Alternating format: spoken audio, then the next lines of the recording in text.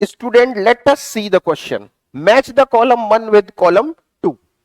E at a point within conducting material, E at a point outside the conducting material, E at the point on the cavity having no charge, E at a point in the cavity having some charge, must be zero, may be zero, uniform but not, may be non-uniform, can not predict. चलिए, तो यहां पे कौन सा concept use हो रहा है उसको पहले अपन डिस्कस करते हैं। तो यहां पे बेसिक कॉन्सेप्ट अपना ये यूज हो रहा है कि ये कोई कंडक्टर है और यहां पे कंडक्टिंग मटेरियल है।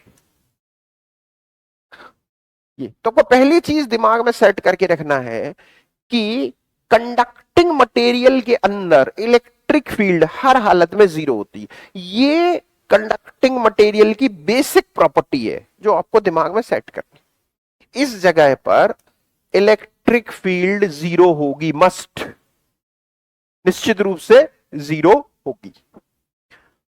अब दूसरी चीज, ये कैविटी है।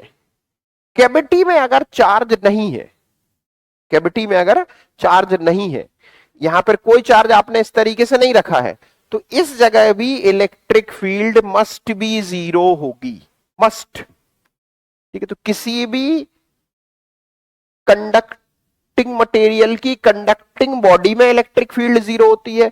उस कंडक्टिंग मटेरियल के अंदर कैविटी है, उसमें कोई चार्ज नहीं है, तो उसके अंदर भी इलेक्ट्रिक फील्ड जीरो होती है। अब अगर इस कैविटी में आप कोई चार्ज रख देंगे,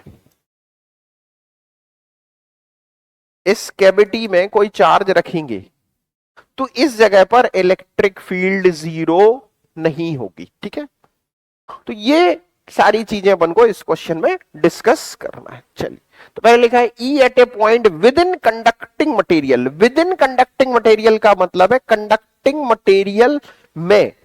तो यहां पर आपको पता है electric field must be equal to zero, तो यहां पे आंसर क्या होगा? पी। यहां पे कोई कंफ्यूजन, डाउट नहीं है, मस्ट है।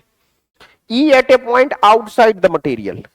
आउटसाइड द मटेरियल जो है, electric field may be uniform but not zero, may be non uniform, तो दोनों सही हो सकते हैं। R S at a point in the cavity having no charge. तो कैविटी के अंदर चार्ज नहीं है, तो electric field must be equal to zero. ठीक, चार्ज नहीं है। At a point in the cavity having some चार्ज। कैविटी के अंदर अगर कुछ चार्ज है, तो जो इलेक्ट्रिक फील्ड होगी वो किस तरीके से हो सकती है? तो इलेक्ट्रिक फील्ड आपकी जीरो तो नहीं होगी, may be uniform but not zero, may be non uniform. ठीक है, तो यहां पर कैविटी के अंदर अगर चार्ज है तो इलेक्ट्रिक फील्ड नॉन यूनिफॉर्म होगी, तो यहां पे आंसर क्या होना चाहिए? एस।